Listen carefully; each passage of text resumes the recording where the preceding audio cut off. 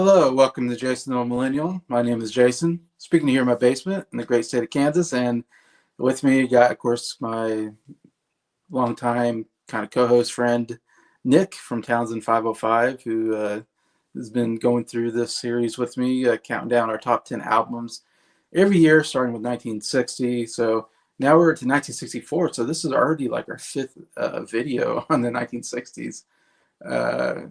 I believe, right? 60, 1, 2, 3, yeah, 5 already in the, so we're like halfway through the 60s basically. um, which is interesting because we're starting to get to more of the music that we normally listen to, I guess. We don't really talk about the early 60s that much. In fact, most of the time when we start a series, we start with 65 and go on. So now it's kind of a cool opportunity to be able to look at music before 65, 60, 64. And so it's been really cool. I've been learning a lot, along the way, and been discovering a lot of cool albums as well. How about you, Nick? Yeah, it's been a real pleasure going through this, and well, ever since we did the 60 to 64, I decided, like, after our top songs of 69, I decided we'll go back and do 60 to 64 for our top songs list. So going through this was such a pleasure going through this on your channel. So now it's kind of inspired me. I'm like, well, we're gonna know some deep cuts now since we've listened to the album, so it won't be Yeah, far fetched to do those top songs anymore. Plus, there's some really great hits between those years that I want to talk about. So going through these early '60s albums, it's like, yeah, it's not like great year 60 to 63. Like, there are yeah. some great albums along the way that I think are underrated. Like Etta James, Hmm. never thought I would really like her, but she's an artist that I love now. So this whole journey through going through these early albums has been a real pleasure for me. Yeah, that's great. Yeah, I really hope people would watch this and get some good recommendations and check out more albums from that period. Yeah, I think because, yeah, we started our top 10 songs or whatever. We started with 65 on your channel. And I think you and Scott, you used to do like a top 5 albums of the year or something like Yeah, we did like a top three, then we did a top five. that. We went And you- we kept starting the series back up, then we would stop doing the yeah, series. yeah. I think you started with 65, didn't you, or something like that? And then Yes, you didn't get, I don't know if you got too far. You got into the 70s, maybe. I can't remember. I forgot which year we got up to, but yeah, Yeah. we got up to the '70s and we Yeah, I stopped it. forget where you stopped, but yeah, those was always interesting to watch. So, getting to music of 1964. So start with a little bit of what's going on in 64 here. Lots going on. I mean, because we got one of the biggest, events in music history with the Beatles. The Beatles are now first time coming to America, and this starts the whole British invasion period that will happen in the next 2 years, basically. So a huge moment in, I think, rock music, especially, and pop music and all that, because this is like the first wave, I guess you can say, of the British invasion. Like they are just now starting to invade America, because we get a couple other British artists that come in as well this year.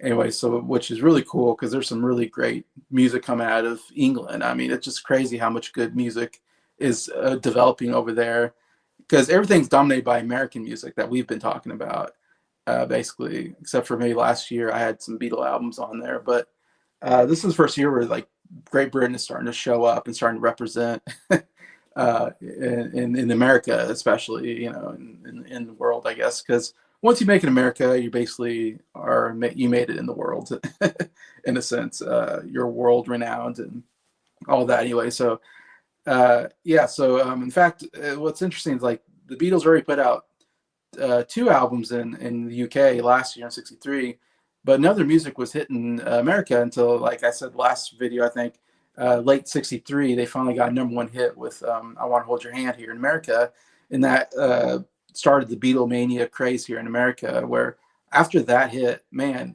the Beatles just were big in America. It just the market was so huge on Beatles, as you'll see on this, on kind of what happened here in '64 and on our list. It's just they couldn't get enough of it. All of a sudden, She Loves You is like number one.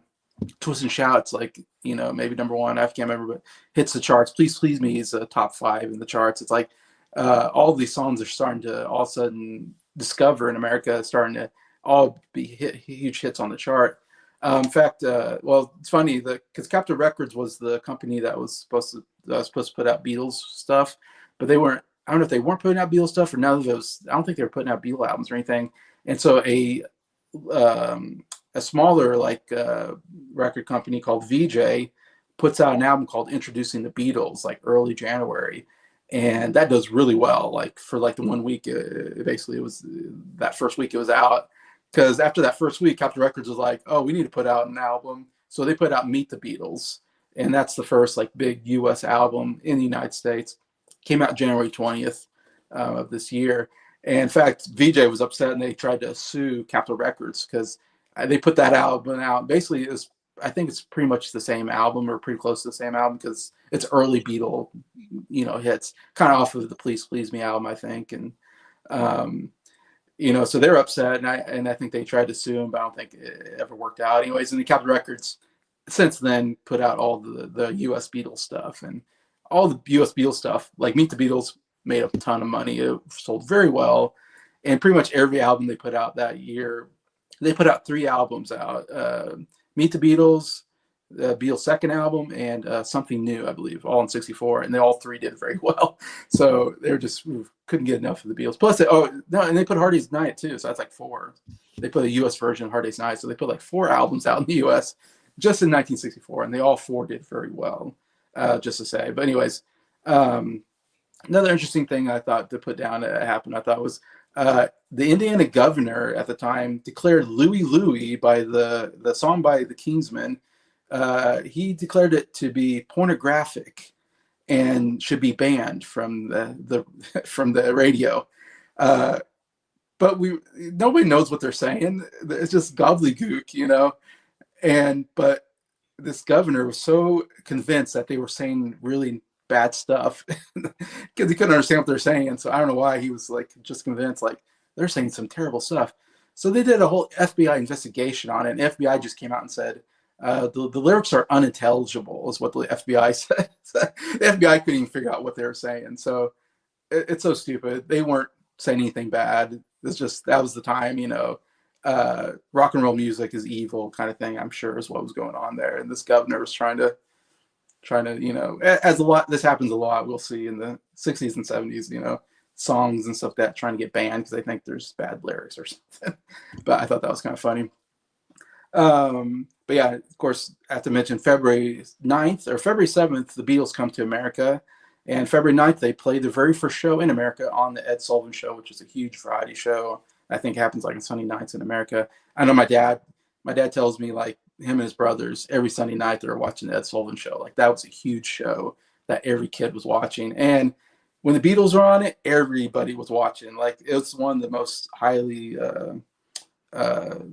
watched shows of all time. Like, and probably one of the most significant moments in music history. The Beatles in America. And they end up going around and touring in some different places, and they make actually like 3 appearances on the Ed Sullivan Show during that time period. Anyways, in April, Keith Moon joins the Who. Who is looking for a new drummer, and they pick up this guy Keith Moon who was playing for like a Beach Boys like type band, and he impressed them enough that they said, "All right, you can join the band," which very significant to the Who. I mean, you can't have the Who without Keith Moon's drumming. It seems like his super powerful, just power drumming that he does. I wanted to mention April 4th of that year. Like I said, the Beatles were huge in the charts here in America. They did something I don't think it's ever done before and never be done again, or has never been done again. That is that they took the 5 top positions in the Billboard Top 100. I mean, just absolutely incredible. Something who does that, yeah, so they had Can't Buy Me Love, Twist and Shout, She Loves You, I Want to Hold Your Hand, and Please Please Me were the top 5 songs at one time. I think it's always an incredible feat for the Beatles. Not only that, but they also held 14 positions in the top 100, which was the record at the time. Elvis had 9 in 1956. Elvis had the record for about 8 years there, till the Beatles kind of blew that one away with 14 songs in top 100, which is pretty something you never see. And then I think I read that the Bee Gees tied it later on with 14 of their own in the 80s or something. I can't remember. I saw something like the Bee Gees. I thought it was interesting. Bee Gees had 14 as well. And then I think Whitney, I want to say it was like Whitney Houston or something like that, broke the record and had like 15 or something like that. Anyway, so it was broken eventually, but still, that's a pretty cool feat. In June of that year, the Rolling Stones will start their first U.S. tour. So, like I said, Beatles kind of the first big British band, but then the Rolling Stones are right after them, also making their first appearance in the U.S. as well, as they debuted their first album this year as well. So the Rolling Stones are starting to, and as I think Nick will agree, not the greatest debut album, but it's, you get to start somewhere, I guess, and so they would get better after time, but still pretty significant there. Also, man, like I said, the same year that they're debuting in the United States, basically, the Beatles also put out a movie, A Hard Day's Night, which I didn't bring out the movie, but I have the U.S. album of The Hard Day's Night, the original soundtrack picture. Yeah, the movie does very, very well. And of course, they also put out The Hard Day's Night, the album to go along with that. In October 1964, Dr. Robert Moog introduces the new invention that he has called the synthesizer, which I thought was pretty cool because that's going to be pretty significant in music. I want to say, especially like in the 70s, 80s period, synthesizers are pretty heavily used. Anyway, so big invention there. And then the last news item is kind of the biggest one and probably the most saddest, tragic one of this year is on December 11th, Sam Cooke is killed in a hotel room in Los Angeles. And it's very mysterious what happened. And I don't know if you ever heard about this, Nick, about Sam Cooke. I've heard about it, sadly. Yes, I've heard of. I did some research because I was like really kind of like what's going on here. And it's so crazy and so insane that this happened. I mean, Sam Cooke, 33 years old, young. He's still putting out great music. In fact, he puts out one of his greatest songs, "Times Are Gonna Change," comes out like this year, which is like the anthem for like the civil rights movement. I mean, it's a great civil rights type song, especially in a year that we start getting some civil rights acts passed in 64 and then 65. So we're starting to make some headway with civil rights movement, with Dr. Martin Luther King Jr. and all that. And so, man, it's just, and it's insane because the whole thing is, it's reported that he was married, but he would go out to the clubs and pick up women, unfortunately. And he took him to a hotel room. And in this one incident, he took a lady to a hotel room. She says that he tried to like sexually assault her or something like that. She runs out. He ends up confronting the hotel manager and attacking her is what they'd say. This is their report, is that he attacked this hotel manager. Hotel manager pulled out a handgun and shot him and killed him. And evidently his last words were, "Lady, you shot me," before he fell over and died. That's the report. The police didn't really investigate that well, it sounds like. They just kind of took the word of the two witnesses that they had, I guess. But it's definitely very questioned. That's what happened. The family and a lot of people have been, in fact, there's some documentaries made about this, evidently, that I haven't watched. That'd be interesting to watch. But evidently, they think that he was set up, that this girl was a prostitute. She lured him to a hotel room with this hotel manager, and they were there to steal his money because he's rich and famous, and maybe he fought back and he got shot. That's what they think, the family and other people that are fans of his. There's definitely some questionable circumstances here. Like, we don't know exactly what happened there, but there is enough questions that it's like, I wonder what happened, and it does feel like there's some foul play. Either way, holy cow! Like, man, Sam Cooke, one of the great, and I'll just say for me, and Nick can say what he thinks, but he's one of my favorite singers of the 50s period and into the 60s. Amazing voice. I love a lot of his music. I have a greatest hits album of his that is really great. Uh, and we even had one of his albums in our top 10, I think. I don't know, it was last year. Just the night away, I remember. Twisted Night Away, yeah. Really good album. And he actually puts out an album this year. It's pretty good as well. But we didn't cover his 50s stuff because I'm sure he had some of his best stuff might have been the 50s, maybe. Obviously, for me, it's like You Send Me was an amazing song, number one hit for him in the 50s. My favorite song is Cupid. I love that song. But Chain Gang was a great song. Wonderful World, his version is really great. Another Saturday Night that I think comes out this year is another great song. And then Twisted the Night Away, whatever he had on the last album. A lot of great stuff. I don't know if you have any thoughts on Sam Cooke.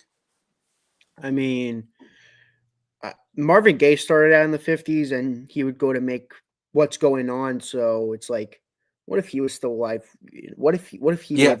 made, Stevie Wonder, he was also someone who started out in that more simpler time and then he made songs in the key of life. Like, what if like maybe Sam Cooke could have made an album like that, but we'll never know because he was killed. And I'm like, it disgusts me because I think Sam Cooke to me is like one of my all-time favorite Black artists. I mean, I'm planning on for Black History Month. Here's a covering. I'm planning on reviewing an album each day for Black History Month from the 50s all the way to whenever. Sam Cooke is definitely going to be an artist I'm going to be covering. I might do Twisting the Night Away because that's an incredible album, but it's one of those things where it's like, what could have been? What could have been? He's such a great. Oh, exactly. He's such a talented artist, and he was taken off this earth way too early, in my opinion. Yeah, like I said, only 33. I mean, he had so many years left of great music that you never will get. Yeah, it sucks.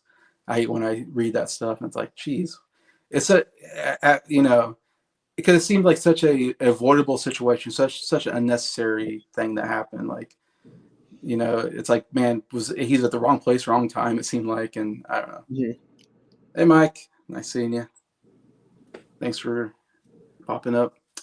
So, man, a lot of big debuts this year. Like I said, we got the Rolling Stones. Dave Clark 5 will debut this year. Simon Garfunkel will debut the first album this year. Dusty Springfield. The Kinks, I believe, are putting out their first album, if I'm right. Sonny and Cher, The Animals, and the Ronettes are just some of the names. So, I mean, you're talking about some Hall of Famers here, all coming out in 64. So, yeah, we're getting some really great music this year. All right, talking about some of the best-selling albums this year. And this is what I found like one site that really gives me, I've been going to for these top 10s, and I hope they're accurate. I always try to find another source, but I don't know, I struggled to find sources for like what were the top 10 best-selling albums of the year. So I hope these are accurate because there's one I kind of question, but we'll see. But anyways, the number one album, which kind of surprised me, is called Whipped Cream and Other Delights by Herb Alpert and the Brass Band or something like that, which I've heard of this album. I mean, I've never heard it because it's like I think it's just an instrumental like jazz album or something. I've seen the cover though. Interesting cover. It's like a really good looking lady with a bunch of whipped cream. Very like, I'm like, wow, 64. It's a little risque looking, but yeah, so interesting. That's number one, because then we're gonna get a bunch of Beatles stuff according to what I saw. Number 2, we got A Hard Day's Night by the Beatles. 3, we got Meet the Beatles by the Beatles. 4, we got the Beatles' second album by the Beatles. 5, we got Something New by the Beatles, which I own that one as well. Beatles album, which is mostly songs from A Hard Day's Night. And then they throw in some singles, including a German version of like I Want to Hold Your Hand. Very weird addition to that album, but yeah, that also sold very well, which has some good music, but some weird stuff on there as well. Number 6, we got Fiddler on the Roof soundtrack, the Broadway, I guess, soundtrack. I own the movie soundtrack, but the movie doesn't come out until 71, so I don't have the Broadway one, but it's kind of interesting. Broadway soundtrack's still doing very well this year, and I love Fiddler on the Roof. It's my favorite movie of all time. So number 7, we got Beatles for Sale by the Beatles, which is a UK album. 8, we got People by Barbara Streisand. Again, Barbara Streisand had Album of the year before, and was one of the top 10 selling albums. So Barbara Streisand doing very well again here in 64. And 9, I have I Started Out as a Child by Bill Cosby. So we get another Bill Cosby comedy album. I think he had one the year before. So good old Bill Cosby, one of the best-selling comedian of all time. Unfortunately doesn't hold up very well nowadays. Like we didn't know all that. But then number 10, it says Wednesday Morning 3 a.m. by Simon and Garfunkel. And this is where I'm surprised, because I thought that album was a flop, and that's why they broke up. And then it wasn't until they redid Sounds of Silence that they regrouped and made their next album. So I was kind of surprised to see it here at number 10. So I'm like, if it's a top 10, then it wasn't a flop. So it makes me wonder if this list is like 64, or list is after, like, sells even after 64. I don't know. So I wonder if the album did well after Simon Garfunkel got popular. Maybe this album did better. I don't know. But it's here as my research is in the top 10 albums. All right. Getting to the Grammys again, man, what to me, a bad group of albums getting nominated for Grammy Album of the Year. Like, none of the great albums that me and you are going to talk about are nominated for Grammys. It just baffles me every time I look at these lists. I said the same thing last year. Last year, the list that got nominated was, to me, like the most boring, like, who cares list. And same thing for this year. And the thing that makes me so mad is that there's this album called Getz and Gilberto by Stan Getz and something. They're two, like, it's Getz and Gilberto. They're like Brazilian or something like that. I can't remember. They're from South America, I think. And it's a bossa nova album, I think is what they call it. So it's it wins album of the year. And I did listen to this album, and it's just really boring music to me. There's one popular song, "The Girl from Ipanema," which I've heard. And that was a big song on the radio. You probably heard it. If you've heard anything, you might have heard that song. It was a big song from them. I think it even won Grammy Song of the Year that year. But to me, I'm like, what is going on here? This bossa nova album wins album of the year, and we got Beatles, we got Bob Dylan, we got the Beach Boys, we got the Supremes. I mean, there's so much great music, and this wins. It makes me hate this album just because it beat all these great albums out. It makes me mad, kind of. I'm like, what the heck's going on here, Grammys? Yeah, you probably would feel less insulted if they picked the Beach Boys over the Beatles than that, whatever that album is. Yeah, no way this album's better than any of those albums. But also nominated was an album called Cotton Candy by Al Hirt, which I remember he had like an album that got nominated the year before, and I think he was like a jazz player or something. Funny Girl, which is a Broadway musical, got nominated by various artists. People by Barbara Streisand gets nominated. As we saw, she won last year, so she got nominated again. So she's, again, the Grammys, they love certain people and they get nominated all the time. Seems like they're just biased. Like, we like these people, we don't like these people. And it's like, for instance, Taylor Swift got nominated for a Grammy again this year, and she won last year. It's like, and Billie Eilish, I think, just got nominated for a Grammy. It's like, anytime Taylor Swift or Billie Eilish put an album out, it's automatically Grammy nominated. It's like, what the heck, They just they love Taylor Swift and they love Billie Eilish. It's like, come on. They love them more than they do the Beatles, which is shocking. Yeah. Oh yeah, Beatles got. They're like the band, even though they're the band. Even though they're not my favorite band, I'll admit they're the band, and they got like one Grammy of the year, and that was Sgt. Pepper's. Yeah. I mean, they had 5 of the top 10 best-selling albums this year. Like, that's insane. And none of them won, which is crazy. And not one. It's just so stupid. And then the Pink Panther from Henry Mancini, which is another one. Henry Mancini gets nominated every year in the 60s. It's like, and he's a film score guy. He does film scores and, stuff like that. And so, yeah, he's a good film score guy and TV score guy, but man, like, again, it's just old people, I guess, just going for this old stuff, and not embracing the new music that's coming out this year. So I always think that's interesting to look at, just to go, because at some point they're finally going to catch up with what's popular, you know, and we're going to finally say, okay, Grammys, you're finally starting to get together and starting to, understand what people like. But they seem, again, maybe older people love those albums, but what I was reading about is like the young market though is what was happening. I mean, it was because of the baby boom generation, because this is the baby boom generation. So there's a ton of teenagers. Like teenagers are dominating now in pop culture, and so we see that in movies and music and stuff. In the '60s. Yeah, so it's like that generation really started taking over the music, and since then, it's always been kind of a big teenage market and or younger people market, I should say. Uh, yeah, so it's like either keep up with the times or you fall behind, and I feel like the Grammys are falling behind. But I mean, like I said today, they're nominating younger people like Taylor Swift, so maybe they got maybe a pulse on the today's music because I don't, so who knows? But all right, so that's all the kind of information on 64. So now we're getting to our top 10 albums of 64. So Nick, start us off with your number 10.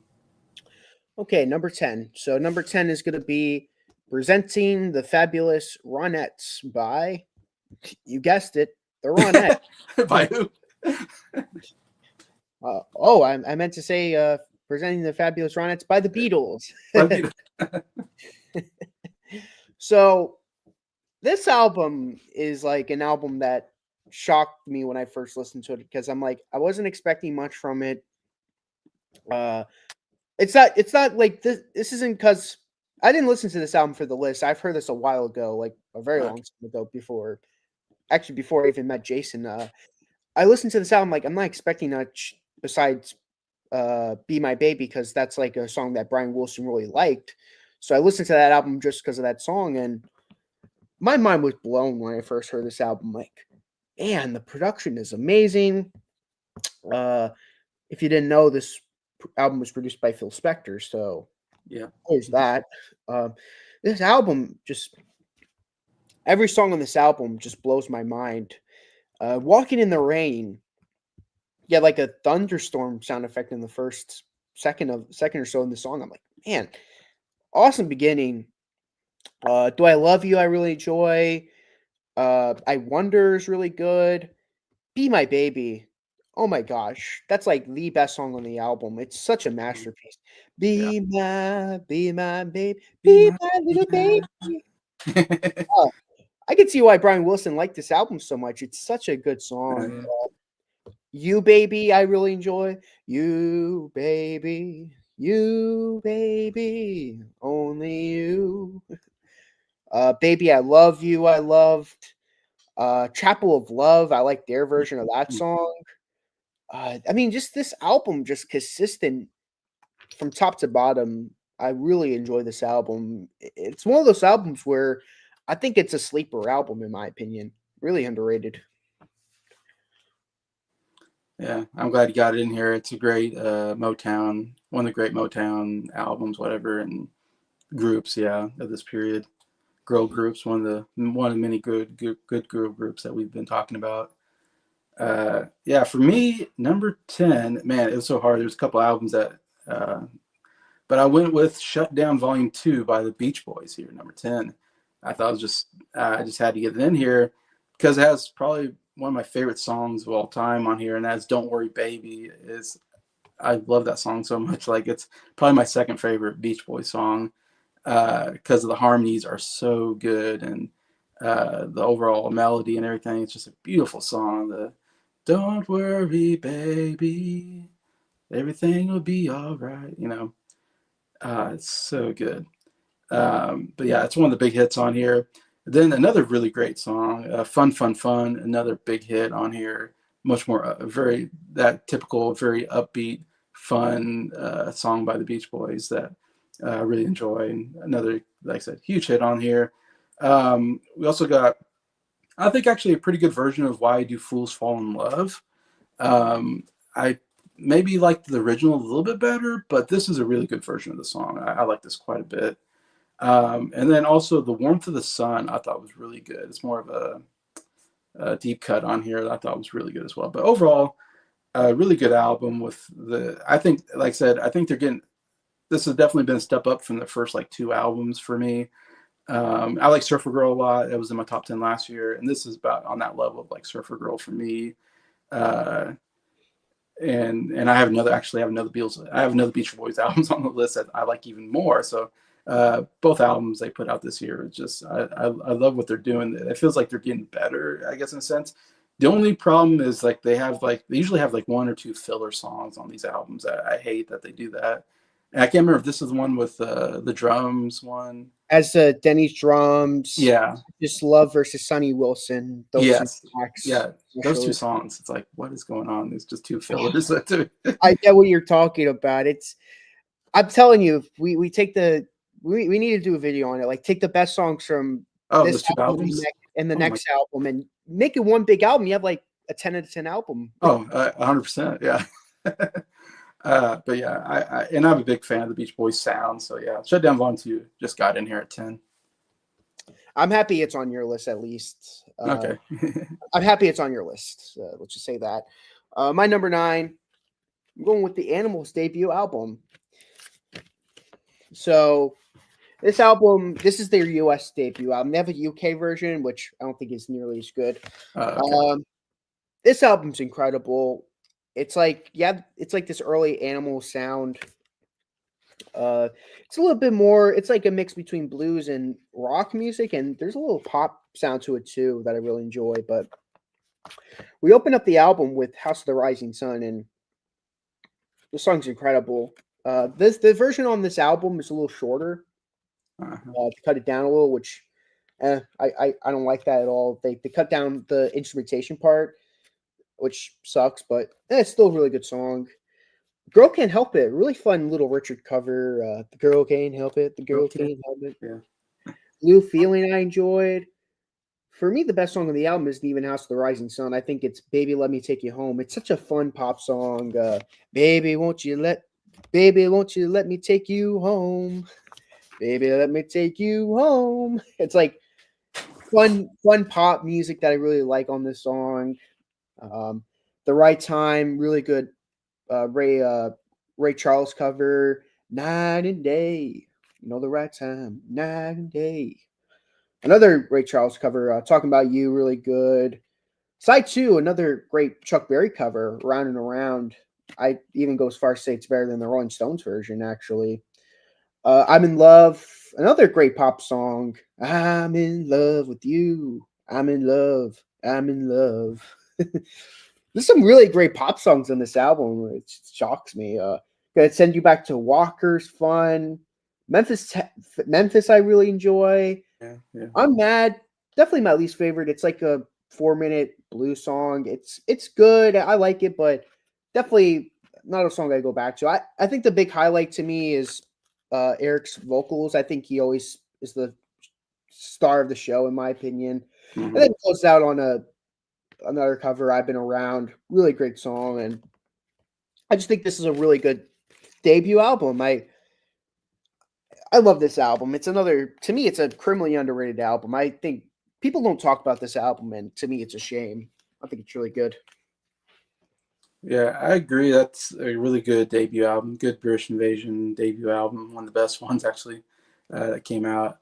And I've listened to a couple albums from the Animals, and I would say that's my favorite so far. And it's funny because Animal Tracks has like my 2 favorite songs on it, but yet the rest of it's like too bluesy. That one's like, to me, more consistently pretty good throughout. That album, yeah. So I get that. Number 9 for me is Mary Wells Sings My Guy. Yeah, so Mary Wells comes back again into my top 10. I've had one of her albums, or another of her albums, which I'm forgetting the name exactly, was number 2, I think, in like 1962 or something like that. So I really liked her other album that I had in there. And this album's really great as well. I really like Mary Wells' voice. This is another kind of Motown style album. And I think she has a great voice and some really good pop songs here. Of course, My Guy, kind of the big song here. It's my favorite song on this album, probably my favorite song of hers. I really like that song. That's a great song. My guy, my guy. It's really catchy, great vocals. But yeah, a lot of good stuff on here.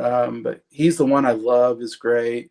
Whisper You Love Me Boy, and also It Had to Be You is another really great song on this album. So yeah, another great Motown like pop album, whatever you want to call it, R&B pop album from Mary Wells. Good choice. Good choice. My number 8 is going to be the one and only time I'm going to do this video, but it's going to be a tie. The Times They Are Changing and Another Side of Bob Dylan by Bob Dylan. Those two albums, couldn't pick between the two. They're both incredible folk pop albums. Not pop, but folk albums from Bob Dylan. And they're both like albums. I'm like, which album's better? I don't know. They're both incredible albums, in my opinion. I'll talk about The Times They Are Changing first. Times They Are Changing, great opening song. That's like one of his most iconic songs. Ballad of Hollis Brown. It's like 5 minutes, but it's so good. It's like this kind of dark ballad of. I mean, it's about Hollis Brown. I'm like, man, this is a great song. And then the next song is like a 7-minute song with God on Our Side. I'm like, I don't know why, but when he does a long song, I don't know about you, Jason, but he always hits it right for me. Yeah, The Hurricane, Desolation Row on Highway 61 Revisited. It's like every time he does a long song, like it's simple, but he manages to get my attention with how good the I lyrics know. are. This is no exception. I love that song. One Too Many Mornings I liked. North Country Blues. 5 songs, and it's like, man, really hits a big punch for me. Only a Pawn in Their Game I liked. Boots of Spanish Leather I liked. Restless Farewell is a good closing track, but man, this is a great album that needs to be talked about more. And then Another Side of Bob Dylan, that's another album that I'm going to be talking about.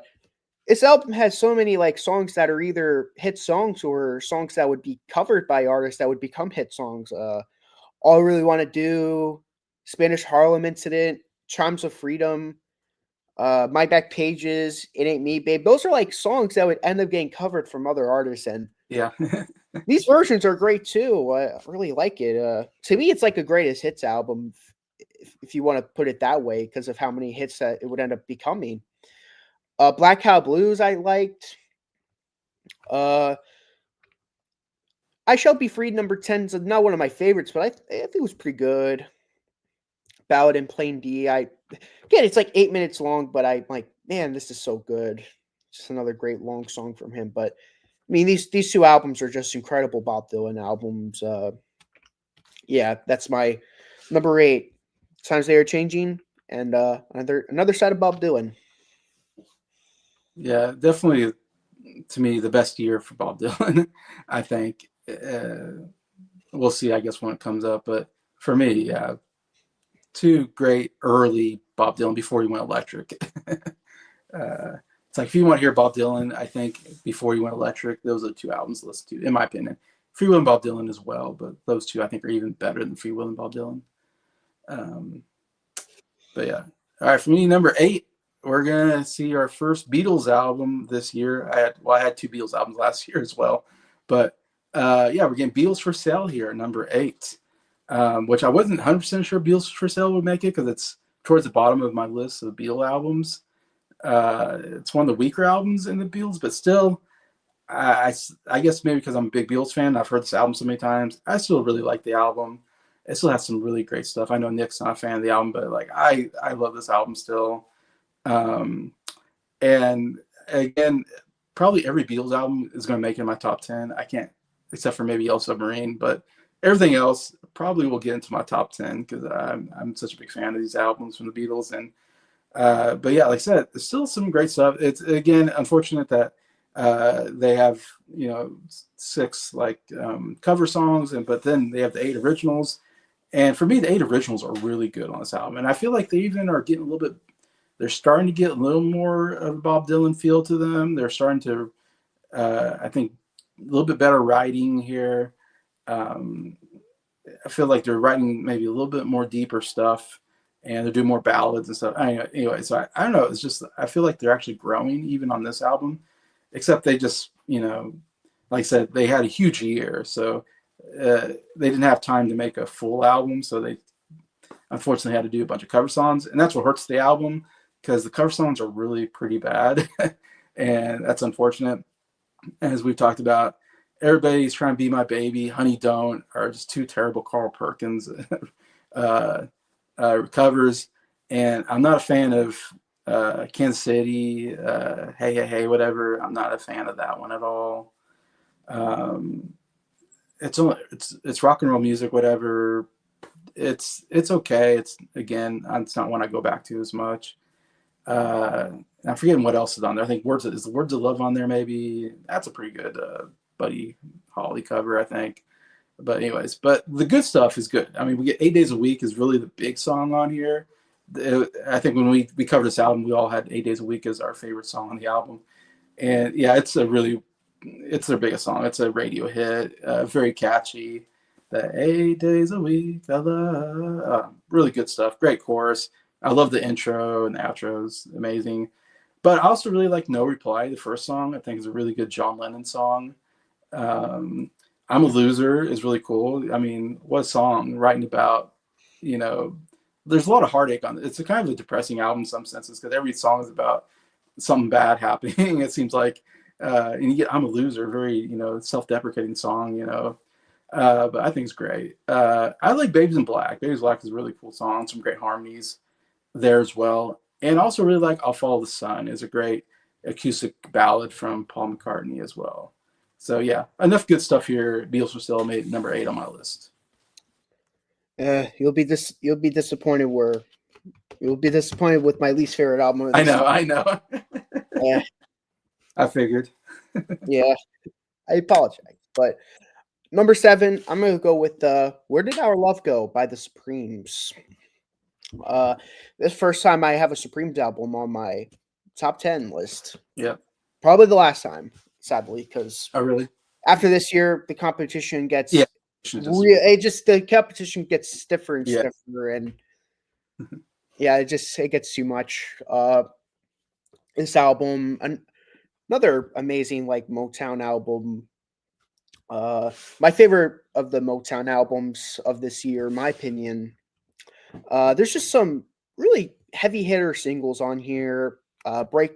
Breathtaking Guy, When the Light Starts Shining Through His Eyes, Run, Run, Run, Where Did Our Love Go, Baby Love, Come See About Me. Those are 6 singles that were released on this album, and all 6 of those singles are fantastic. I'm like, oh my gosh, it's heavy hitter songs. Even there's some really good deep cuts, like Ask Any Girl, I'm Giving You Your Freedom, Sitting at the Crossroads of Love, Your Kiss of Fire, Long Gone Lover. These are great deep cuts that don't get talked about because I feel like in today's I don't feel like Motown albums really get talked about that much. Like Temptation, Supreme, their singles are talked about, but their albums are never talked about. Very rarely on lists unless they're unless it's like Marvin Gaye or Stevie Wonder. You don't really see them on top 10 lists or whatever. But incredible album. This is another essential album, in my opinion. I definitely plan on buying it at some point. But yeah, that's my number 7. Where Did Our Love Go? Yeah, I agree. Anytime Rolling Stones, they always put the greatest hits of this band. They couldn't pick an album, so they just picked their greatest hits and put it on the list. I'm like, that's cheating. Come on, put out an album. Number 7 for me is Where Did Our Love Go by the Supremes. So again, I think we did this our last year list.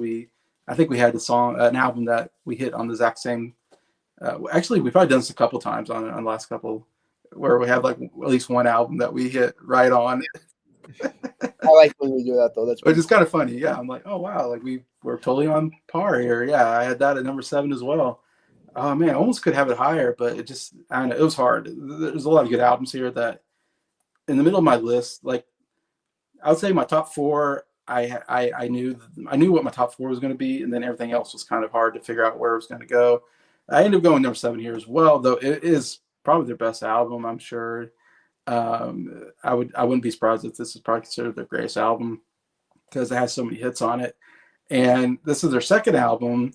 The first album, Meet the Supremes, wasn't very good. It didn't have any hits on it, and just overall just wasn't that crazy about it.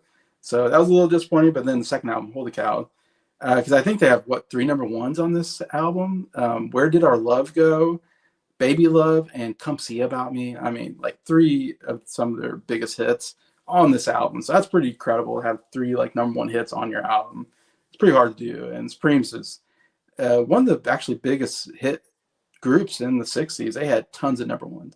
They might have the second most number 1s behind the Beatles. I wouldn't be surprised. You know, they had so many number 1 hits, which is pretty cool.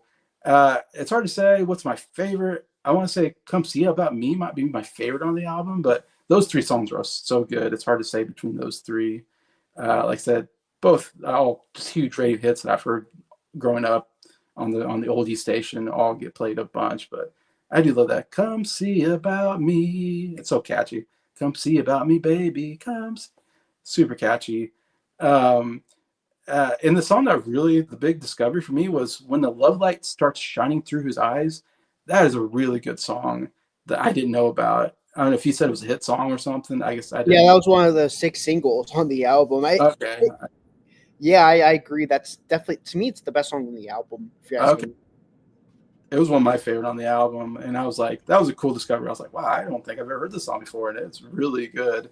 So I mean, those 4 songs on their own are really good, but the rest of the albums is just a really solid, probably maybe the best, girl group album so far. Like I've had the Shrills on here, I've had the Marvelettes had 1 album, I think, but I've had the Shrills, I've had what's her name, the Marvelettes, not the Marvelettes, I just said Marvelettes, Chandela and the I'm forgetting that name, but I think I know what you're talking about. The one with Heatwave, I think. yes, Heatwave. I've had that on my list. So yeah, a lot of good girl groups, but this might be the best one so far. Okay, my number 6, barely missing my top 5. It's going to be In the Holly Style by the Hollies. And all this time.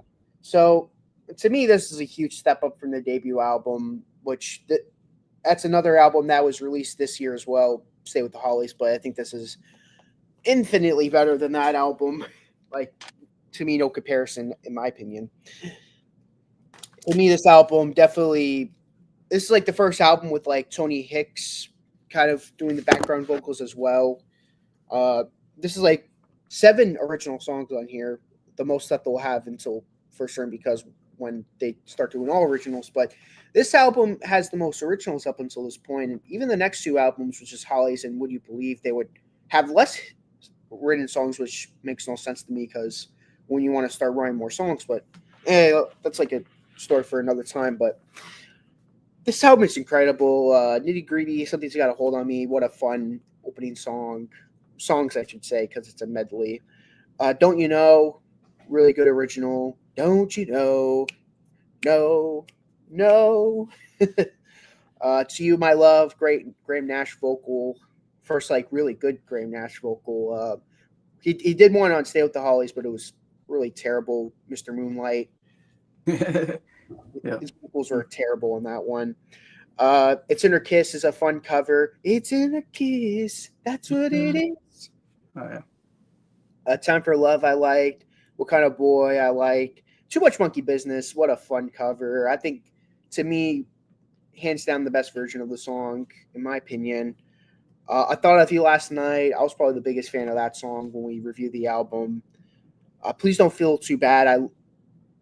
I really like that song. Come On Home.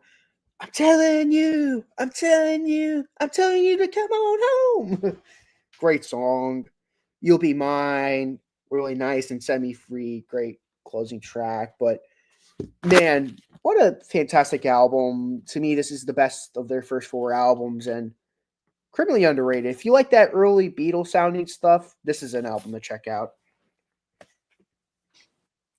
Yeah, I forgot to mention the Hollies also debuted this year. I didn't put that in my debut album or debut bands. I forgot to put that one in there, but that's another Hall of Fame band that debuted this year, which is just crazy because, like I said, this is like the first wave of like the British invasion, I guess, with the Beatles, Rolling Stones, the Kinks, the Animals, Dave Clark 5, the Hollies. Yeah, so a lot of great stuff.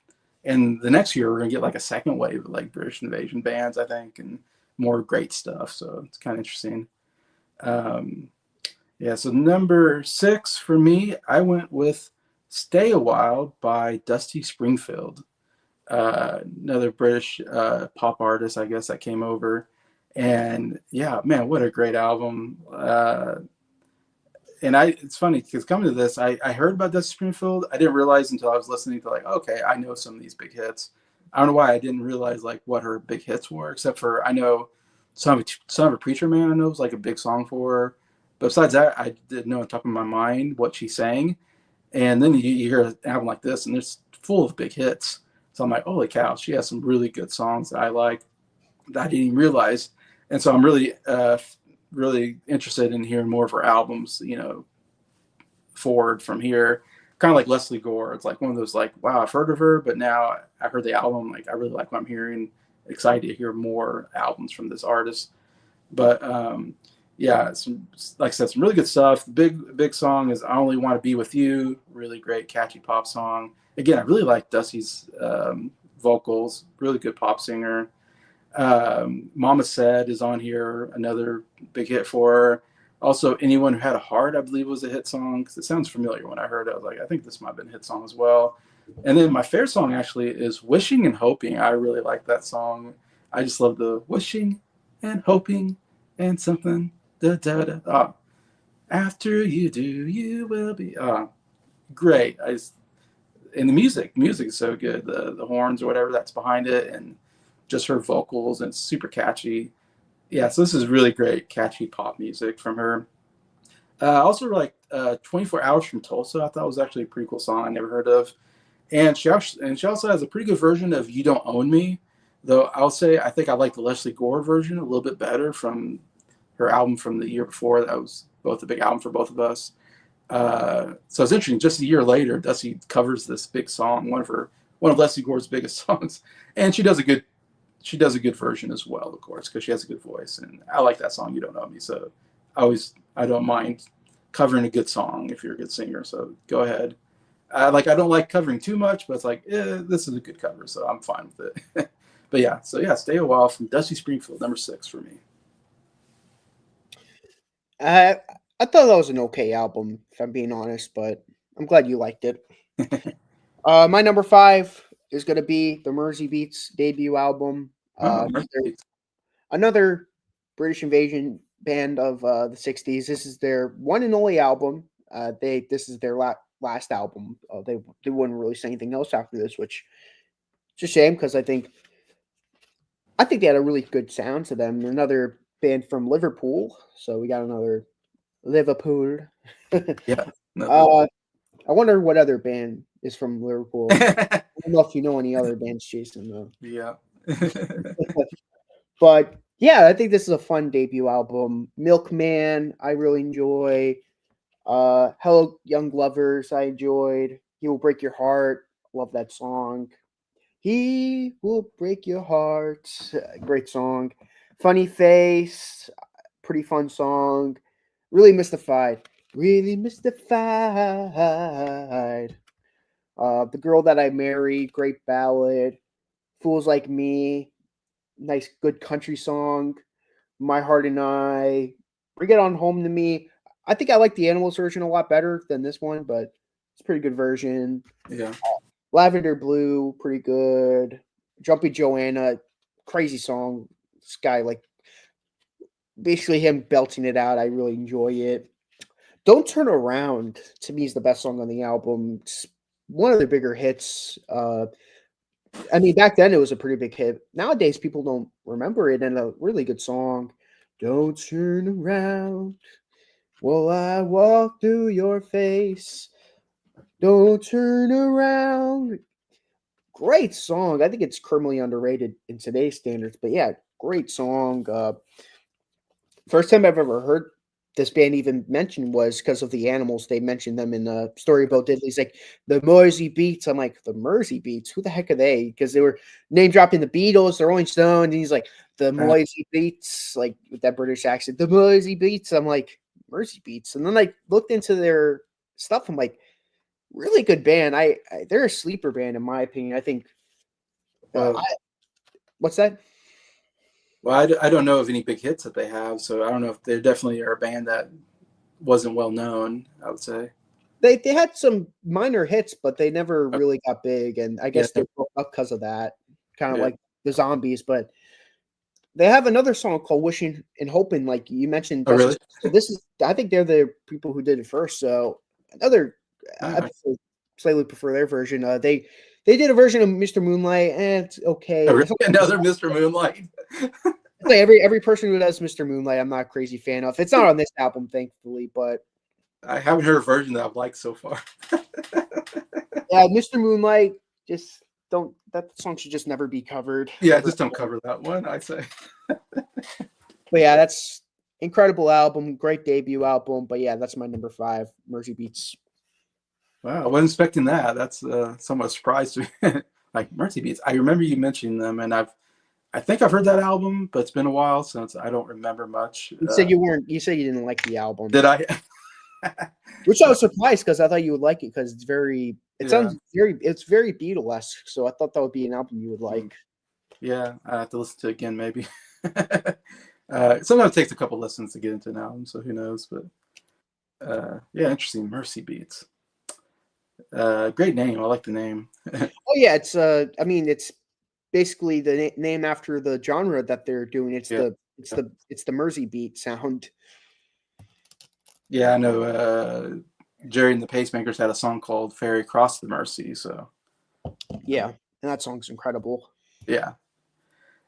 All right, so again to top 5. Number 5, I got another British Invasion band. I got one of their albums on here, and that is "Glad All Over" by the Dave Clark Five. Made it in here. Interesting that they put 3 albums out this year, and it's funny. Their debut album, I believe, is called "Return of the Dave Clark Five," which is like, this is your first album. What do you mean return? Like, this is your start. But I always thought that was funny. Return of the Dave Clark Five. They also put out American Tour this year, and then Glad All Over, which to me is probably the biggest album of the 3. And I actually kind of enjoyed all 3, but this is the one I put in here. And I know Nick told me that the iTunes version is not the original version, but I'm still putting it on here. I'm still putting Yeah, the iTunes version on here because I like the iTunes version. you could let's put it this way. Dave Clark, the guy Dave Clark wants that to be the official version, I guess. So I don't blame you, but it's technically not the original because it's like Right. he took off because there were a couple of songs written by this one person that they don't want to give them royalties to, so they took those songs out for the iTunes version. The whole story of that is very convoluted. That it's too much to get into in this one video. Yeah, I said iTunes. I meant Spotify. The Spotify version. Yeah, both it's both the same. Okay. Yeah, I meant I listen on Spotify, and so and then Nick told me later that wasn't the original, and I'm like, what? I know. I really like this, so I'm like, I know this is like retroactively now the album, but whatever. I'm still gonna put it here at number 5. If you're gonna listen to it, listen to this version of the album. I think it's really good. I really like Dave Clark Five. I've kind of found myself. I knew their big hits and stuff like that, but I never like ventured really into albums. Except I know I listened to their debut before because we were doing all their British Invasion debuts, and I don't think I was crazy about it the first time I heard that debut. But then I've heard it a couple times now, and I've kind of go, yeah, there's some good stuff here. But yeah, Glad All Over definitely has like some of their biggest hits on it. That's why it's here at number 5. And yeah, I just love this. To me, like, as I'm a big Beatles fan, I don't know. I feel like they're kind of somewhat Beatle-esque as well. They have a nice upbeat. I think I like the lead singer. I think he has a good voice, good rock voice. They have some really good like upbeat rock music here that I really like, and so it's really I don't know. It's like the Beatles. They're really catchy rock music. So yeah, they really got something here. It's just funny how like they had some big singles basically, and I don't know, it didn't feel like they lasted very long. They kind of disappeared. They didn't really, uh, last through the. I'm guessing I haven't done much research on them, but my guess is they were really only big during this time period, and they kind of disappeared probably at some point. So they didn't have the longevity as like the Beatles did, or some of the other bands that would be, Rolling Stones, Kinks. Mm-hmm. the Who. You know, they didn't have that longevity. But man, I think this is a really good album. Made into my top 5 because I just thought, oh, it's so much great catchy music. Glad All Over, of course, the title song, great, one of their biggest hits. That really catchy. The Glad All Over, yes, I'm glad all over. A huge radio hit. But All the Time, another hit of theirs, really great song. Um, and then Bits and Pieces, man, that is a great song. Bits and Pieces. Oh, it's one of the most catchy numbers, and the vocals are so good. I think some of the best vocal work. Again, I don't know the names of the people, but the lead singer, maybe the lead singer is probably Dave Clark. Mike Smith. No, okay. I know it's weird. It's weird. Who's Dave Clark? I don't know, but yeah, Bits and Pieces, another big radio hit for them. Really love that song. My favorite song though is kind of more of a slower song called 3406, which I know is like, what is 3406 is a weird title, but it's basically the address of this like girl that he likes, I guess. And so in the chorus, you get 346, and then you get the rest of the address. So it makes more sense when you hear the song. So the song's just called 346 because those are the numbers of the address. But it's a slower song, but man, it's actually my favorite song on the album. That one's the big surprise, big discovery for me on the Dave Clark 5 is that song. Is one I've been playing a lot since I heard it. Just been in my head, and yeah, just like wow, like they're mostly known for their more upbeat rock pieces, but like this is a really good slow piece for them. I really like that.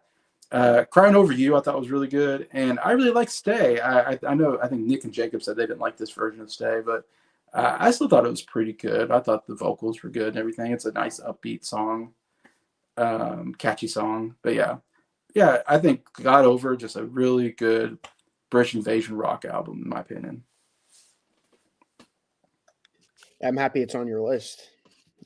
As Zeb here says, my all-time favorite LP from '64 is John Coltrane, Crescent. Yeah, I don't really care for John Coltrane. It's too jazzy, in my opinion. Yeah, I don't know John Coltrane really. I think I heard like one of his albums, and it's not for me. But he's huge. I mean, if you like that kind of music, I can get it. Yeah, Yeah. good job if you like it. My number 4 is going to be Shutdown Volume 2 by the Beach Boys. Oh, so you got on your list too? Oh, not only do I have it on my list, but it's pretty high on my list too. Yeah. Okay. I love this album. It's like you have fun car music, basically. There's a couple of like surf elements too. I don't think there's really any surf elements, but it's a car album basically. Very, very fun. I mean, fun. And we'll have fun till the daddy takes the T-bird away. I love that song. Yes. Don't Worry Baby. It's like you have like the first 2 songs are like the 2 biggest songs on the album. Yeah, I know it's the 2 first songs on the album. But they're so good. Don't worry, baby. Don't worry, baby. Great songs. But to me, what makes this album great is the deep cuts. In the Parking Lot is such a fun song. In the parking lot. Yeah. Oh, we're making out in the car. We're making out in the car now. Yeah. Do run. Great song. Catch Us Love versus Sonny Wilson and Diddy's Drums. Yes, I'll admit those are filler songs. Yes, but kind of like with the because we reviewed Magical Mystery Tour the other day. I'm like, yeah, there's 2 songs I really care less about, but the highs on this album are too high for me to not give it a 10. So I gave this album a 10 just for the highs on here. Warmth of the Sun. Oh my gosh, Warmth of the Sun. That's such a good song. Keep an Eye on Summer.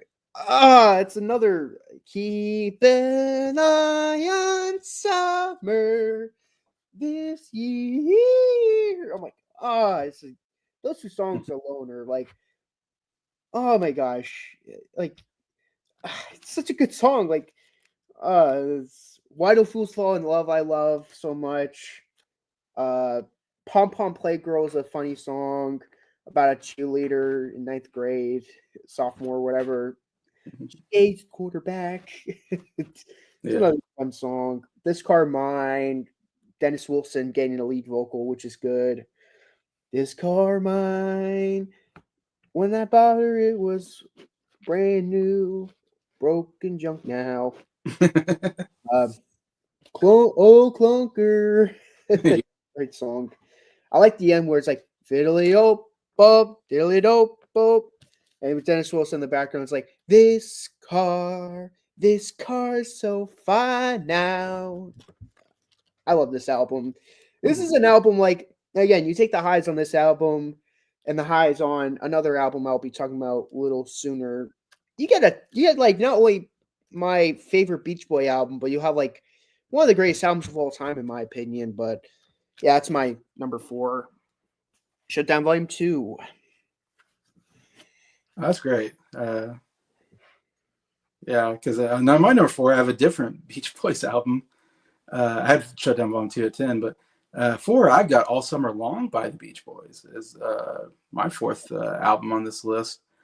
And it's hard because both albums are really good. I think Shutdown Volume 2 has my like 2 favorite songs on it, Don't Worry Baby and Fun Fun Fun. But for some reason, All Summer Long was just a little more consistently good throughout, I guess, for me. I think I don't know. So I just put it up here just a little bit higher. I mean, it's higher, it's a bit higher on the list, but really all these albums are pretty close. They're all really good. So, but yeah, the big song here is I Get Around. Great song. Love the song. I get around. Whoo, I get around. Just another very fun pop song with great harmonies like the Beach Boys do so well on. Great. Little Honda, I don't know if that was a hit song, but it's a really good song.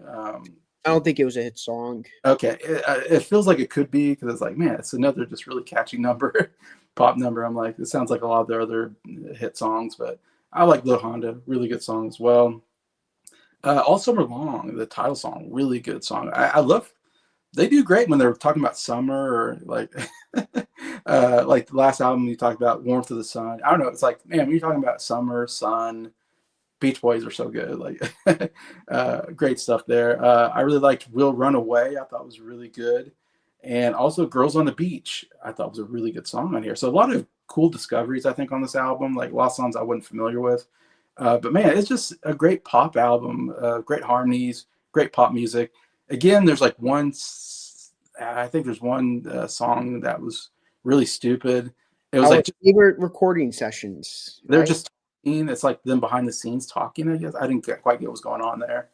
But it was kind of nonsense. But it's like, I don't know why they always have to put a nonsense song like this on the album. Unfortunately, but still the rest of the album is just, this is the Beach Boys really starting to get really good for me. It's like this year, I feel like even better than last year with Surfer Girls. Like, and then we're gonna get some really good ones in the next couple of years. I mean, so to me, it's like a really, again, I haven't heard all the Beach Boys album, but it feels like this is like a really good period for the Beach Boys.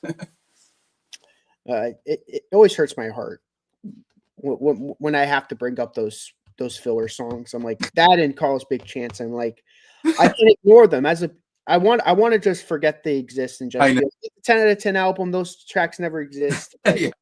I have to bring them up, just like when you talk about the White Album. Like I have to bring up Revolution 9. Like we don't want to, but we have to when we're talking about it. I'm like, it hurts me. I'm like, why? Stop! It's like you're trying to compete with the Beatles, and you're putting recording sessions and Carl's Big Chance. I'm like, it's like you're trying to lose. Yeah. I don't know. It's a big pet peeve of mine. That's like my big pet peeve with the Beach Boys is that they do stuff like that. My number 3 is going to be Wednesday Morning, 3 a.m. by Simon and Garfunkel. Yeah. And if you got to watch me and Jason's series on Simon and Garfunkel. I love this album to death. One of my favorite albums from, all 5 of their albums are great. Get that out of the way. 5. It's either 5 or 6. This 5. Yeah. Parsley, Bookends. Yep, 5 albums. 5 albums. Yeah. Great. All 5 of those albums are, to me, 10 out of 10 albums. For me, this is like an album that I'm like, this is like what I'm holding right now is the second album I ever bought in my vinyl collection. So this album holds a special place in my heart as a vinyl collector. First time I ever heard this album was because of buying this album. Because I've heard Sounds of Silence. I'm like, This song's incredible. I gotta buy the album, and the album is just as incredible in my opinion. You know, it's this amazing folk rock album by them. Just well, it's a folk album, and I really like it. People will criticize it like, oh, too many covers. Blah, blah, blah. I'm like, I don't care. I love folk music. This album is I'm a sucker for folk music, and this album is my bread and butter. You Can Tell the World I really enjoy.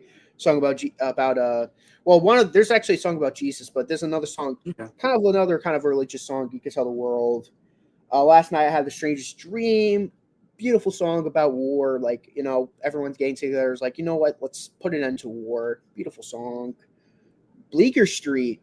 This song's great because Yeah, that's a good song. I've been to Bleecker Street before because my dad would go to. It's like in New York City, Yeah, Manhattan. And I've been to Bleecker Street, so this song, special place in my heart. Sparrow, I think it's pretty cool. Benedis, such a haunting ballad. It's gives you goosebumps. Sounds of Silence. Oh, is there really much more to say? My favorite version of the song, in my opinion. I love it. He was my brother. Oh, such a heartbreaking song. It's like a civil rights song about a black guy getting killed in Mississippi. Really heartbreaking. Peggy O, I like. It's pretty good. Go Tell It on the Mountain. It's such a triumphant song about Jesus being born. yeah, Hallelujah, go tell it on the mountain. Jesus Christ was born. My favorite song on the album. I'm yeah. not even that religious, but I love I how know. triumphant it is. Like, even if you're not even into religion, it's just so triumphant. Like, Jesus Christ is born. It's like, I love it. Sun is Burning, I like. Times They Are Changing, good cover. And Wednesday Morning 3 a.m. is such a good story where it's like a guy who robs a liquor store while his lover is asleep. It's such a great song and such a great album. This is an album that I have to preface, you guys got to check out. And what I love about this album cover is that this is actually a Subway in New York City. This is such a New York album, and I love it. But yeah, that's my number 3, Wednesday Morning 3 a.m. Awesome. It fits 3 a.m. number 3. Yeah. That's great. Uh, for me, number 3, you might be surprised because you might think this is my number 1, but it's not my number 1. It's my number 3, and that is A Hard Day's Night by the Beatles. Yeah, Please Please Me was number 1 last year, so I don't have a streak of Beatle albums hitting number 1, unfortunately, every decade. Though I think for most of the rest of the decade, they're going to hit a lot of number 1s on my list because some of my favorite albums of all time are coming out the next 2 years, 3 years, to be honest, or 4 years. I don't know. We'll see. But yeah, it's just weird that I don't have this number 1 because this is a great Beatles album. Really, the first like really really great album, I think. Of course, like I said, I have the U.S. version as well. I showed this is the U.K. version. This is the first album. This is the third album. It's the first album where it's no covers, which is really great. And I think that's what makes the album probably one of the first really great albums. Is that I really like Please Please Me. This is even much better because it's all Lennon McCartney originals, which is really cool to have all Lennon McCartney songs. The only album to have all Lennon McCartney because not even George Harrison has any songs yet. He had one song on the last album, I think, that he wrote, and none on this album. But then he'll start writing some great stuff after this. But yeah, it's another. To me, it's like this is like the pinnacle British Invasion Beatles album, where you just get this great upbeat, mostly pop, catchy kind of pop rock tunes.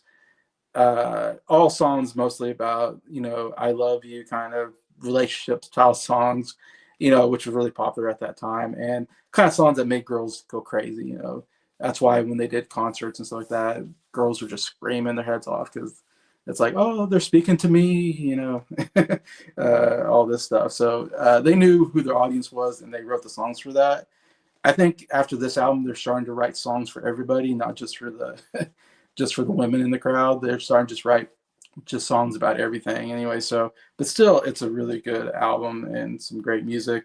Obviously, A Hard Day's Night, the title song, great opener because it has that great guitar strum at the beginning.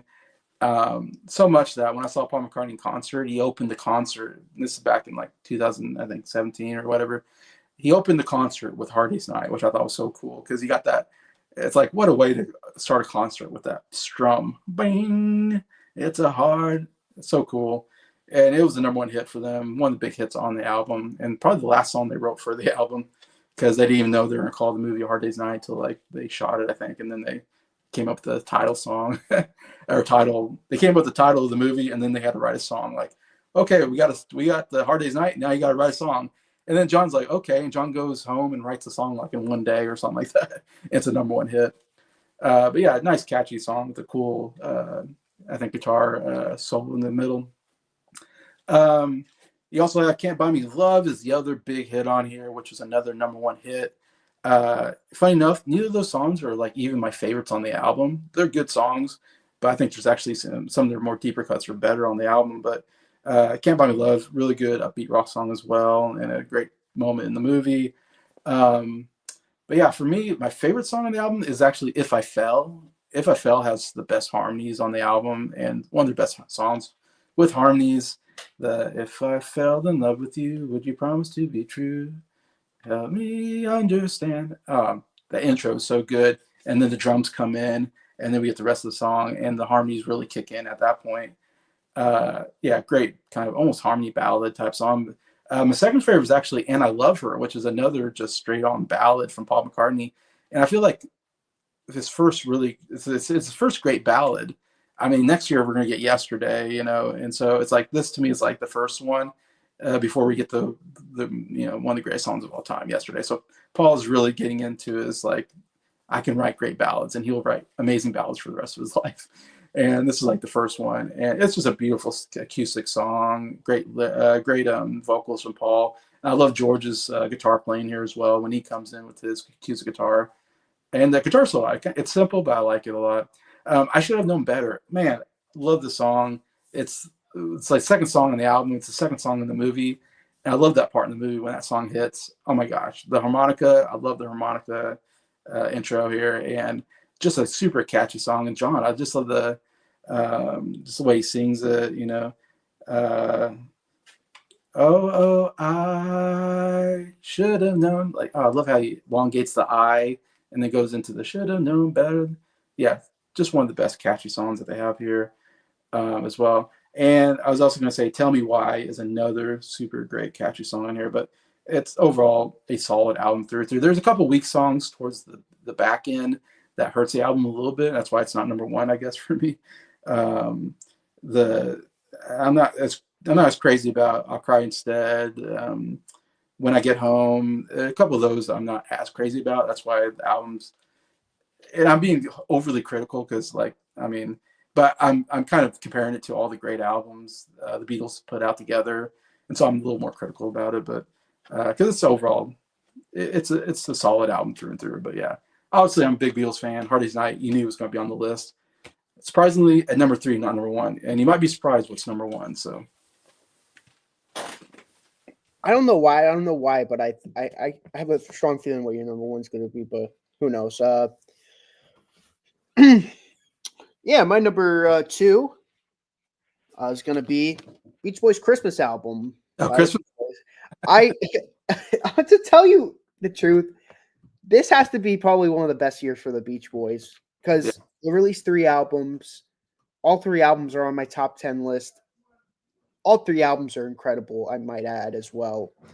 I don't know. This should be my number 1 because to me, there's no filler on this album. There's no Denny's drums. There's no Carl's. Yeah. No big chance for Carl this time. They didn't pick their favorite recording sessions this time around. There's no Catch This Love versus Sonny Wilson.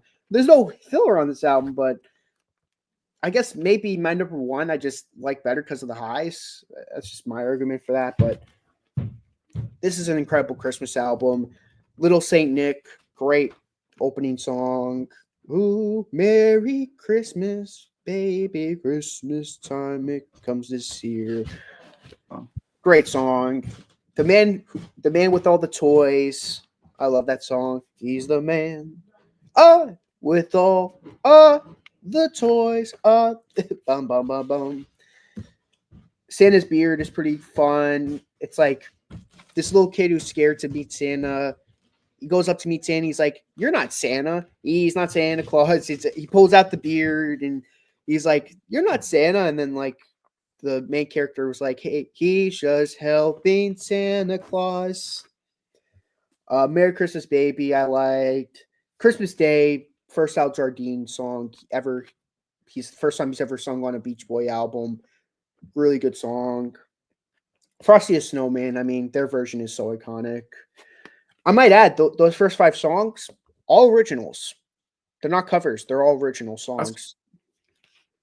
Uh, Side 2 was really good. We Three Kings of Orient are is really good. Blue Christmas, I think it's the best version in my opinion. A lot better than the Elvis version in my opinion. I know Jacob will strongly disagree with me on that, but I figured Santa Claus is Coming to Town is really good. White Christmas. I'll have a white Christmas. Another one of my favorite versions, in my opinion. I'll Be Home for Christmas. I really enjoyed, and Old Lang Syne is great. Basically, them singing Old Lang Syne, but Dennis Wilson coming in the background. He's like, "I'd like to thank you. Have a good Christmas and have a good year." Really great way to end off the album, and yeah, really good album. Such a underrated album in my opinion. It's like a go-to Christmas album around the holiday season, and yeah, it's my all-time favorite Christmas album. I must also add. yeah. I don't know. I haven't considered Christmas albums on my list. I guess. I mean, they're albums, so they count, on the list. But I don't know. I just haven't. I guess because I think Christmas, I just think, oh, these are the usual Christmas songs, So I don't, it doesn't feel like a lot of originals. Though you said there's a lot of originals on that one. Um, Yeah, it's like the second time I had a Christmas album on yeah. my top 10. Hey, was it last year you had the Yes, I had the Phil Spector album on my Yeah, list. so 2 years in a row you had the Christmas album. Yeah, and I haven't really been counting them into my list, I guess, because I guess I separate Christmas albums. Even though Christmas albums, it's an album, it counts as a studio album. But for some reason, in my brain, I just kind of separate the two. But that's cool that you have it in there. I mean, I totally like that. You got that in there. I forgot that album came out this year, in fact, and until you said it, I'm like, oh yeah, that's right, the Christmas album. So they had 3 albums come out this year. It sounds like, counting that one. And Beatles never put out a Christmas album. Like I always thought, why didn't they put out one Christmas album? It would be so cool to have a Beatles Christmas. We never got it. Yeah, it's sad. I mean, technically they had like fan made Yeah, Beatles singles, but they're like low quality. yeah, Barely hear them. They're so low quality. It's like it's not even that good to be honest. exactly. Yeah. Yeah, that's one I need to check out more. Like that one and the last one you mentioned, the Phil Spector. I need to check those out because I had a lot of Christmas albums. I love Christmas albums, so those are ones I need to add to my list or add to my collection for sure. Mostly though, I just get Christmas albums when I see them at the store. I don't. Those I probably either have to be lucky and find it at the used record store I go to, or I have to go buy them specifically online. But um, Keith mentions that Jane Asher was Paul's muse, yeah, in his early songs, yeah, for a long time. In fact, I would say Jane Asher may be the girl that he writes about the most in the Beatles. I mean, Beatles, you get Linda, of course, because he eventually. I Um, mean, Jane Escher was what I think at the time because I think there was another Escher, Pete Escher or whatever, the one with the I remember her brother, he gave a hit song to him, yeah, World Without Love, and I mean I really wish that album was on my list, but again there's just too much competition this year, I so know. that album didn't make my list. But Uh, Peter and Gordon, great yeah, duo. great debut as well. But yeah, Jane was. huge influence on Paul's writing for sure. Until he married Linda, and that's probably his biggest influence, maybe. All right, number two for me, album you mentioned. I don't know if you'll be surprised, but number two is Another Side of Bob Dylan. Oh wow, I thought that would be your number one. So you're gonna be like, "What's number one?" Yeah, because I thought this would be my number one. This or Party's Night were kind of competing for number one, but then another album kind of last second kind of shot up to number one for me. Interesting enough, but man, I love this style of Bob Dylan. I love this early Bob Dylan. Actually, it's kind of my favorite. Though I'm like, the next year he's gonna go electric, and we're gonna get more of the folk rock Bob Dylan, which is good too, but I don't know, something about Bob Dylan and just him and acoustic guitar and harmonica. And it's like, that's all I need out of Bob Dylan. And the songs seem kind of simple, but they're really good. And he's writing some really great stuff, some great, I don't know if, I don't know what to call it. It's folk. It's just plain old folk music with acoustic. I love folk music with just an acoustic guitar. I'm a big fan of that style as well. But yeah, it's one that people don't talk about when they talk about great Bob Dylan albums. It's always going to be Highway 61 Revisited. It's going to be Blonde on Blonde. It's going to be Blood on the Tracks. A number of those albums. Great albums, you have to add. Great albums too. But it's like, man, Bob Dylan, Another Side of Bob Dylan. It's like underrated. It's got some really great stuff. It's got two, I think, fairly big hits for him. I say that, I don't know if they're hits, but to me, they're like fairly well-known songs. It Ain't Me, Babe. I think it's a closer on this album, but I love It Ain't Me, Babe. One of my favorite, possibly a top 10 Bob Dylan song or close to it. I mean, I almost want to say it's underrated, but I really like It Ain't Me, Babe. It's one of his more catchier songs with a really great chorus. Like, he doesn't always write great choruses necessarily. He just writes songs that are just, verse, like there's like just tons of verses, but they all have the same like ending to them. But it ain't me, baby. It ain't me, baby. It's actually really some really good vocals from a guy that not known for good vocals, but when he gets into that, it ain't me, babe. No, no, no, it ain't me, babe. It ain't me you're looking for, babe. Really great chorus. I love the whole song though. It's just like saying to this girl, like, you're looking for like the perfect guy. It's not me. So it ain't me, which is kind of a funny way to, like, that's an interesting strategy to tell the girl that you're not, you want this guy that's just going to, do everything for you. It's like, I'm not that guy. I'm not going to wait hand and foot on you. So I kind of like it for that writing. But my favorite song is My Back Pages, which is definitely a top 10 Bob Dylan song. Oh man, it's so good. I love the closing of every verses. I always forget the exact wording, but it's I was older then or something like that. I'm younger than that now is what he says, which is such an interesting word because it's like I mean, no, you're not younger than that now, but physically, but he's talking, maybe I don't know a different what younger means, So it's like I don't quite understand what the word means, but I think it's so interesting. But when he says that, I was older then, I'm much younger than that now. It's like, wow, what a cool lyric, but it's just a really cool song. Just every verse. Again, I don't know the lyrics all on top of mind, but it's like, man, you listen to the lyrics and you're just like, wow, these are really good lyrics. I'm just really into the song. I don't know how he does it, but only Bob Dylan can do it like he does. But yeah, My Back Pages, love that song. But yeah, All I Want to Do is a pretty good opener.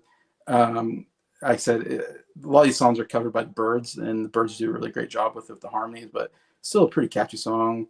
Chimes of Freedom, really great song on here as well. To Ramona, I think is a great song. Like that's the best discovery I had when I came to this album. I was like, man, To Ramona, I never heard the song before, and I heard this album. I was like, man, what a great song, To Ramona. Two songs I think is so interesting. I Shall Be Free, number 10. It's not him singing. He's just like talking and he's just making these statements. And it's funny though. It's like, it's kind of humorous. And I don't know if anybody else does this. I've only heard Bob Dylan kind of do the style. Paul Simon kind of copies the style for a song later on the Simon Garfunkel album. He does like the same kind of style, which is kind of funny because it's kind of, I don't know, an homage to Bob Dylan or making fun of Bob Dylan, but It's kind of fun as well. But yeah, it's actually a really fun song. I kind of enjoy it, though it's not really like a song necessarily. And then Motorcycle Nightmare is also a really funny song. Again, he's not really singing, he's just telling the story about this guy on a motorcycle who breaks down or something like that. And he goes to this farmer, and the farmer wants him to work out. And so then I can't say much, but it's just a funny song about him trying to get out of working for this farmer. And anyways, it's just him just telling this funny story. And anyways, it's interesting. I usually don't like that type of songs, but Bob Dylan, it kind of works for me for some reason on the album. So yeah, the Other Side of Bob Dylan, number 2 on my list. Let's see. Keith, Turtles had a moderate hit with It Ain't Me, Babe. Yeah, all these songs are covered. My Back Pages is covered by the Byrds. Byrds have a really great version of My Back Pages, and I'm sure other people have covered that as well. It Ain't Me, Babe. Yeah, it was maybe even bigger for the Turtles. I don't know. I actually like the Bob Dylan version better, but yeah, Turtles have a good version. And even Chimes of Freedom, All I Want to Do, I've seen covered before by other, like the Byrds and some. So yeah, all good songs that are covered by other bands. Mm-hmm. Anyways, so you want to go with some honorable mentions? Yeah, I'll give my honorable mentions, and I'll give my dishonorable mention, and I'll get to my number 1. Okay. Bitter Tears by Johnny Cash. Surfing Bird by the Trashmen. Girl Talk by Leslie Gore. American Tour by the Dave Clark 5. The Return of the Dave Clark 5 by the Dave Clark 5. Glide Over by the Dave Clark 5. Honeycombs by the Honeycombs. 12 by 5 by the Rolling Stones. Kinks by the Kinks. A Hard Day's Night by the Beatles. A Bit of Liverpool by the Supremes. Meet the Temptations by the Temptations. And Born to Wander by the Four Seasons. Really good folk album. Okay. Dishonorable mention, Beatles for Sale. I think it's the worst album of the year. There was one really good song on the album, and then the rest to me is not good at all. But that's my dishonorable mention. My number 1, though, All Summer Long by the Beach Boys. Okay, I was wondering if that was going to be on your list. I was like... to me, it's the best album of this year. It's cool. So this is the first album where there's no car songs, no surf song. Well, there's a surf song, but they don't focus on that. It's like the main focus of an album. It's just, it's like a variety of different songs. I Get Around. Mm-hmm. I mean, it's such a fun pop song. Round, round, get around. I get around. Love that song. All Summer Long. Oh my gosh, I love this song. We've been having fun all summer long. Yeah, that's so good. Hushabye. It's a cover, but it's so good. You would not think it's a cover. It's such a beautiful song. Little Honda, fun song again. First gear, it's all right. Second gear, hold on tight. Third gear, hold me right. Faster, it's all right. We'll Run Away. One of my all-time favorite Beach Boys songs. It's just Brian Wilson. It's such a haunting song because it's like you could hear what would end up being on Pet Sounds. This is a very Pet Sound sounding song, and it's like less than a minute long, and it's so good. It's like one of their best songs in my opinion. And it's a song no one talks about. It's a song that unless you've heard the album before, you don't know. It's such a good song. Carl's Big Chance. I hate that song, Carl's Big Chance. Such a filler song. Yeah. Wendy. Wendy, such a good song. Wendy left me alone. I love that song. Do you remember? It's their homage to the 50s rock stars like Elvis, Chuck Berry, Buddy Holly. I love it's like basically like, hey, you remember back then, like all the music that inspired us to make music? Check them out, basically. It's basically their honorable mention. It's like they're shouting out them, basically. I like the part when they do the goodness gracious, great balls of fire. Girls on the Beach. I love that song. I agree with Jason. It's a great song. Drive-In is pretty fun. Our favorite recording sessions. straight filler. I hate that it's on this album. It Yeah. devalues an otherwise perfect album. Don't Back Down, I think, is a fun song. Don't back down, don't back down. You break by here if you don't back down.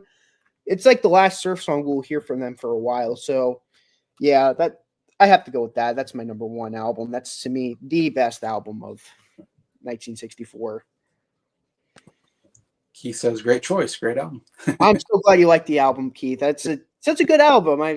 It's such an underrated album, in my opinion. Yeah, that's cool. You got 3 Beach Boy albums on your top 10. This Wow. is a good year for the Beach Boys. I'm telling you. Like you said, if you took the best songs on All Summer Long and the best songs on Shutdown Volume 2, you have like an even better album.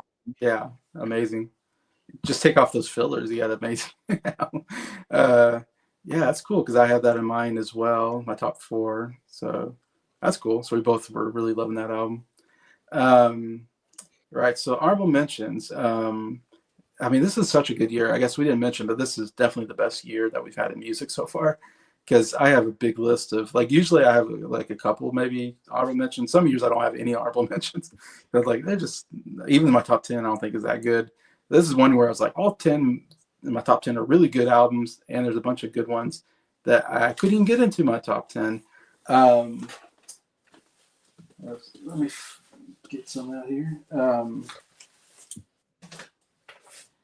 Yeah, I couldn't get this in my top 10. I like this album a lot. Wednesday Morning, 3 a.m. And you had in yours, so that's good. You got in yours. And I love Simon Garfunkel. It's definitely was very close to getting my top 10, but I think it's just that, it's a bunch of covers. And they're good covers, though. And like I said, I like the religious songs on here. And the harmonies are so good. I mean, and we get a cool version of the Sounds of Silence, acoustic version. And Wednesday 3 a.m. is also a really good song. But anyways, man, I'm kind of surprised it didn't make my top 10. I thought this would when I first put the list together, but I don't know. It just didn't quite get there. But there's some other great Simon Garfunkel albums coming up that'll get in my top 10. Another album I actually have that I had on mention is Rag Doll by the Four Seasons, which is one I picked up on the blind. I bought this before I even heard the album, and then I heard it and I thought, oh, this is pretty good. Yeah, unfortunately, like I really love the Four Seasons sound. They did get in my top 10, I think, like last year's or 2 years ago. I can't remember. Maybe it might have been last year. Just because the top 10 was weak, and so it kind of barely made it in there. I think this is their best album. It's the most consistently good album for me that I've heard so far. I'm a little disappointed that Four Seasons didn't have a really great album. I wish they had I wish they put up some better albums. I feel like they didn't put out great albums as much as just great singles, unfortunately. But this definitely has 2 really great songs on it. I think it's one to check out for the Four Seasons. You had a different album that you liked better, the other one, but that's one I like from them. I also had American Tour by Dave Clark 5 on my list. Again, man, barely missed my list, but I had Glad All Over, so I was like, I don't need 2 Dave Clark 5s. One's pretty good. Peter and Gordon I have on here. Dead Man's Curve, A New Girl in School by Jan Dean. Kind of had on here. Girl Talk by Leslie Gore. My gosh, another good Leslie Gore album. Couldn't get in there. I thought this would get in there, but it's another one that kind of barely missed. That's how good this year is. This probably would make my top 10 any other year before this. Like we both had, the last one was really good. The Something Hearts, whatever was. Yes, Leslie Gore sings of Mixed Up Hearts. Things that, yeah, that's a really good album too. I think I was better than this one. This one's still pretty good. Leslie Gore putting out 2 pretty good albums, and their other album was pretty good too last year. So putting out some pretty good stuff. Let's see. Under the Boardwalk by the Drifters has a couple really great songs on that one. Let's see. Ain't That Good News by Sam Cooke. Oh, man. Again, Sam Cooke passes away, and then he puts out really good album with 2 big hits. The Change Is Going to Come, and also Another Saturday Night was on that album. So it's like, oh, man, great posthumous album that didn't quite make it in there, but definitely want to check out. And then I got Presenting the Fabulous Ronettes. You had your top 10. This is such a good album. Still, it didn't make it in my top 10 because it has those 2 amazing songs on there, like you mentioned, and another really great Motown album. Didn't quite make it in there. And then the last one is the Animals debut. I had in my honorable mentions. Again, a really good debut album from them. I think consistently a pretty good album with, a huge hit with uh, the Rising Sun, whatever, the House from the Rising Sun. Of course, one of their probably the biggest hit. Good album, man. Didn't quite make it in here, unfortunately. So yeah, a lot of great honorable mentions. Dishonorable mention. It's funny. I was thinking, like, I don't know if I can't remember. I didn't write down one. An album that I was kind of disappointed with was Sonny and Cher's debut album. And it's only because Sonny sounds so terrible on that album. And it's got I got you, baby. It's a great song. I love that song. That's like the only song I really like on the album. Sonny just ruins it when he sings. I'm sorry, Sonny, but they have a good album coming up, so he doesn't ruin everything. He does do some good stuff. There's some good duet stuff, but I don't know. This album I'm like, oh my gosh, Sonny. And you mentioned this, and I just think it's so funny.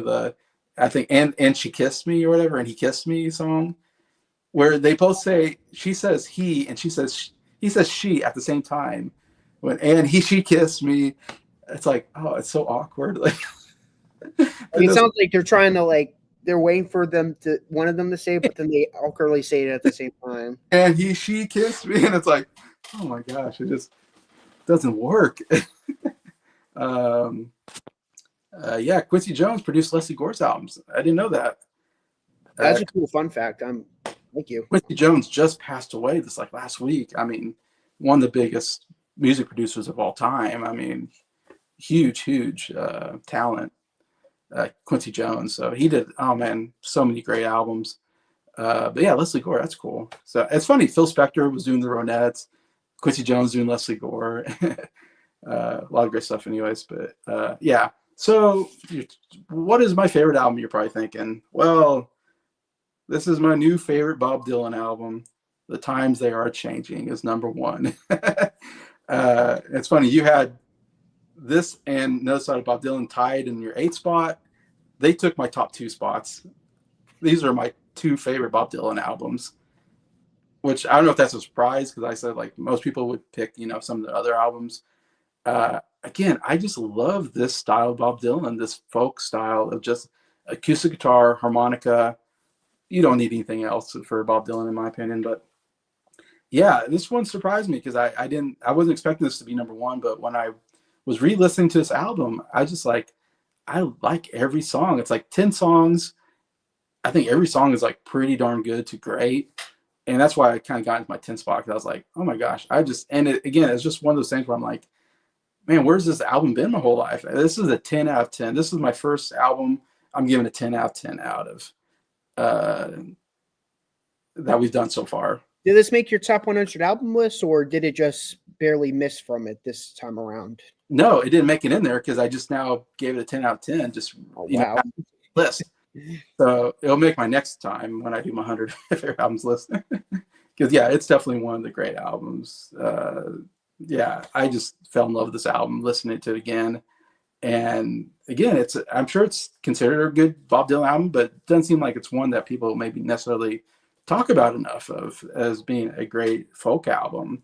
And again, it has one big hit on it, The Times They Are Changing. Amazing song. I've always loved that Bob Dylan song. It might be the first Bob Dylan song I've ever heard, to be honest. But man, the times they are changing, and with the harmonica, I love the harmonica on that. Gather around, people, wherever you roam. Oh, it's such a great melody, amazing melody, and pretty good vocals from Bob Dylan as far as he's concerned. And it's got a great message behind it. This is it's interesting, because this is his protest folk part of his life. Another side Bob Dylan, he's starting to get a little more popular, and then of course with the other albums he's going to get into folk rock, so he's kind of getting away from the protest folk stuff. So this is kind of the last really great protest folk song or folk album for him. It seems like, this is only the 3rd album that he's done, but so it's a really cool, just different style of Bob Dylan that if you're not a big Bob Dylan fan, maybe you don't know this time period, because you mostly hear the other stuff on the radio. But The Times Changing, just a great song. With God on Our Side, I love that song. That song is so good. Again, it's like the same. It's it's just one verse after another, but the verses are so good. I love how he starts from, like, I can't remember where he starts, but he's talking about different wars and stuff like that through history, and ends it with God on our side. Saying, like, it's such kind of cool message. Like, of course we think we have God on our side. When we go to war and we think our wars are justified, and that's how we keep going to war. And the truth is God on our side? You don't know. You hope so. As a Christian, I go, yeah, you don't know what God, what is in his will, or what is going to happen. It's only God knows what's going to happen. And you just hope you're on God's side, because if you're not, you're in trouble. So it's less about God on your side. You hope you're on God's side. That's what I always say. Like, you want to be on the side of God always. And I love how he goes through the wars. And there's one line where he says, like, talks about World War II and Germans, and he says, "In the ovens they fried," talking about the Holocaust. Oh, it's like, wow, what a line! But there's so many great lines like that throughout the song. And in fact, you probably think other countries probably think God's on their side. So it's always interesting. And he says, now the Germans have God on, or I think he said the Japanese now have God on their side because now they're allies to the United States. Anyway, this is a really cool lyric song, and yeah, just another amazing song. Also, I love "Only Upon in Their Game." I thought was great. Like, these are all deep cuts. These are songs I never heard before, and I'm like, "Only Upon Their Game," man, another just absolutely amazing song on here. The Boots of Spanish Leather, I thought was amazing. And then the others, again, it's all consistently good album. But the other song I really loved was "The Lonesome Death of Hattie Carroll." I thought was great as well. Like, man, these are, like, in a folk way, kind of catchy. Just listening to the words, and just, I don't know, he just writes some great melodies here, I guess. And I was just hanging on every, like, word of these songs and every note. And by the end of it, I was like, I love this album. I was like, this is my favorite album of '64. I never thought it would be. It's kind of a new album for me. Yeah, and maybe that's why, because it's so, when you discover a new album and you love it, it's just like, it's like, man, I'm just so into this album. Again, over time, as I've listened to these albums more, maybe I don't think so. I think this, because I said I give this a 10 out of 10. It's hard to beat this album for me, for this year. Anyway, so yeah, Bob Dylan hitting my top two spots. I never would have thought. Even better than Beach Boys, even better than the Beatles. So yeah, so I'm really getting to Bob Dylan now. I think much better than Freewheelin', and much better than his debut album, in my opinion. I thought these were much better albums, but yeah. Interesting, our list, because I said I got two Bob Dylans, I got two Beach Boys, and I got two Beatles. So those three are, like, definitely dominated my list, and then some Motown stuff as well. So we got a fair amount of stuff. I mean, Times They Are Changing, us on Bob Dylan. We both had those on our list, I guess you can say. We both had All Summer Long, Shut Down Volume 2, and Where Did Our Love Go? So I think we have 5 albums the same, basically. Though I guess you had 11 albums on your list. So Technically, yeah. Technically, so out of that, we got 5 basically. We hit on. So again, a lot of agreement there. Only thing is, Hard Day's Night didn't make your list, which is like, oh my gosh. Yeah, I can't. There's just too much score on that album, in my opinion. That's the one album that would make most lists. Yours. And Beatles for Sale, I understand that probably won't make most people's list. Only our diehard fans, maybe. Keith says, I was too young at the time to really appreciate Dylan. I was mostly into pop music, so yeah.